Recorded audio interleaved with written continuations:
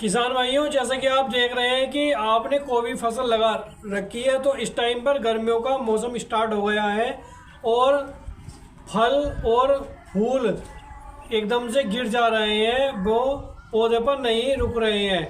इसका क्या कारण है? इसका एक तो ये बदलता मौसम है, ये ज़्यादा गर्मी हो रही है, इसका एक तो ये कारण है, लूएं वगैरह चल रही हैं। और दोस्तों, हम किस तरह से इसे बचा सकते हैं और फसल हमारी पीली पड़ रही है, हम इसकी रोकथाम किस तरह से कर सकते हैं और कैसे अपनी फसल की ग्रोथ करा सकते हैं। तो दोस्तों, आज इन्हीं सब बातों पर चर्चा करेंगे। मैं विकास राज आपके अपने YouTube channel I love farming में स्वागत करता हूं। दोस्तों, आज मैं आपको बताऊंगा कि किस तरह से आप अपनी फसलों में दवाइयां लगा करके और किस तरह से जो अपनी सूझबूझ है उससे अपनी फसल को अच्छा कर सकते हैं। तो दोस्तों, टाइम न वेस्ट करते हुए शुरू करते हैं। किसान भाइयों, जैसा कि मैं आपको बता दूं कि जैसे आप सिंचाई करते हैं तो एक तो आप पाइपलाइन बिछा करके करते हैं, तो उसमें क्या होता है दोस्तों, जो ज़मीन होती है वो ठोस हो जाती है, वो पानी जो है वो नीचे नीचे फैलता है, तो उसी वजह से भी और वो सूखती भी एकदम से है। तो इसका हमें किस तरह से उपाय करना चाहिए आपको दोस्तों? फर्स्ट मेरा उपाय है, आपको करनी है स्प्रिंकलर से सिंचाई। स्प्रिंकलर ऐसा होता है कि ये फुहारे टाइप का होता है और इस तरह से पूरे जो इसका एरिया है, एक जो कुलाबा टाइप का होता है, उसके जो इर्द गिर्द का क्षेत्र है उसे पूरे को तर करके चलता है। तो दोस्तों, इससे क्या फ़ायदा होता है, ये जो आपका पत्ता है इस पर यदि कोई गिनार लगी हुई है या कोई चेपा वगैरह या दोस्तों कोई फंगस जनित बीमारी है तो वो इस तरह से सिंचाई करने से धुल जाता है। और जब आप पानी पाइपलाइन से सिंचाई करते हैं तो वो नीचे नीचे रहता है, तो वो नहीं धुलता है। तो आपको सिंचाई करनी है स्प्रिंकलर से। और दूसरा, आपको सिंचाई करने से गर्मियों में क्या लाभ होता है, आपके खेत का टेम्परेचर बाहर के टेम्परेचर से 5 डिग्री सेल्सियस कम हो जाता है। तो दोस्तों, ये भी कहीं ना कहीं आपको फ़ायदा होता है। और अब आपको सिंचाई किस तरह से करनी है, आपको क्या और दूसरा काम करना है। आपको सिंचाई करते वक्त दोस्तों या तो पुराल बिछा सकते हैं, धान की या गेहूं की जो पुराल होती है वो अपने खेत में बिछा दीजिए, जिससे जो आपका सिंचाई का पानी होता है वो खेत में ही अवशोषित हो जाए, खेत में ही ऑब्जर्व हो जाए, यानी कि वो जल्दी से हवा से जो लंबी हवाएं चल रही है लूओं वाली वो उससे सूखे ना। तो दोस्तों, इस चीज़ का आपको विशेष ध्यान रखना है। या दोस्तों, आप भूस बिछा सकते हैं, भूसा है ना, एक तो तूड़ी वाला भूसा आता है वो बिछा दीजिए, या ये जो चारे वाला ये पशु खाते हैं ना, ये गेहूं वाला भूसा, ये बिछा दीजिए दोस्तों।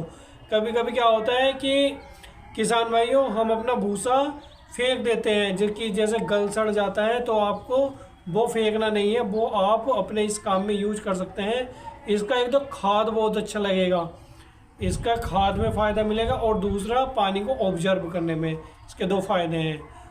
और दोस्तों, अब लंबी लंबी हवाएं जो चल रही हैं उसका क्या फ़ायदा लेना है, आपको किस तरह से फ़ायदा उठा सकते हैं। दोस्तों, हमारी दूसरी समस्या है ये जो लूओं वाली लंबी लंबी हवाएं चल रही हैं, गर्म हवाएं, ये एकदम से हमारे खेत के पानी को एकदम से सुखा रही हैं। तो इसका क्या उपाय करें कि हमारा खेत सूखे ना। तो किसान भाइयों, आपको क्या करना है, अपने खेत के मेड़ के चारों तरफ आपको बोनी है ऊंची ऊंची फसलें बोनी है, जैसे ज्वार, बाजरा और मक्का हो गई। इस तरह से जो 6 से 7 फीट की होती है वो आपको बो देनी है, जिससे जो हवाएं आती हैं वो अंदर तक प्रवेश ना करें। तो दोस्तों, कहीं ना कहीं लूओं का आपके खेत के अंदर कम प्रभाव पड़ता है यदि आप बड़ी फसल बोते हो तो। और अब दोस्तों, आप आम के आम गुठलियों के दाम भी ले सकते हैं। आप अपने चारों तरफ तारबंदी कीजिए खेत के चारों तरफ, और उस पर आप बेल वर्गीय फसलें चढ़ा दीजिए, जैसे खीरा हो गया या लौकी हो गई, तोरी हो गई, और दोस्तों इस तरह से आप चढ़ा सकते हैं। और करेला हो गया, बहुत अच्छी सब्जी है। तो दोस्तों, इस तरह से आप डबल फ़ायदा, डबल मुनाफा ले सकते हैं और आपकी फसल को भी कोई नुकसान नहीं होगा। तो ये होता है दोस्तों आम के आम गुठलियों के दाम। अब दोस्तों मेरा तीसरा जो स्टेप है, ये तो दोस्तों 2 स्टेप जो है ये तो है सूझबूझ। अब आप किस तरह से खादों का प्रयोग करके और ये जो दवाइयाँ वगैरह होती हैं उनका प्रयोग करके आप किस तरह से अपनी फसल को बचा सकते हैं। तो दोस्तों हमारे खेत में जैसे वाइट फ्लाई लग जाती है, यानी कि वो सफ़ेद पंछी लग जाता है, तो उससे हम कैसे बचा सकते हैं। आप दोस्तों पेगासस का स्प्रे कीजिए, और कितनी मात्रा लेनी है, कितनी डोज लेनी है, वो दोस्तों आपके जो आप लाते हैं सीसी उस पर ही वो लिखा रहता है, और आपको पता है कि वो एक पंप में करना होता है, यानी कि एक पंप आता है 15 से 16 लीटर का। और दोस्तों अब आप ये जो रस चूसक कीट हमारे खेत में लग जाते हैं, तो आप मानिक का स्प्रे कर सकते हैं। ये एक प्रोडक्ट टाटा के नाम से आता है, आप इसका स्प्रे कर दीजिए, और इसका स्प्रे आपको हल्का करना है। और दोस्तों यदि आपने प्याज लगा रखी है और प्याज आपकी पीली पड़ रही है, प्याज की फसल आपकी कहीं ना कहीं ग्रोथ नहीं कर रही है, तो आप दोस्तों उसमें कीजिए डेलीगेट का स्प्रे। आप डेलीगेट का स्प्रे कीजिए, आपको बहुत अच्छे रिजल्ट मिलेंगे। और दोस्तों यदि आपके खेत में कोई फंगस जनित रोग लग रहा है, यानी कि फंगस लग रहा है, तो दोस्तों आपको क्या करना है, नेटिवो लेना है 100 ग्राम और 200 ग्राम लेना है पेगासस। आप इसे मिक्स करके इसका स्प्रे कीजिए। 15 से 16 लीटर का एक पंप आता है, एक पंप में इसे घोल लीजिए, इसके दोस्तों बहुत अच्छे रिजल्ट मिलेंगे।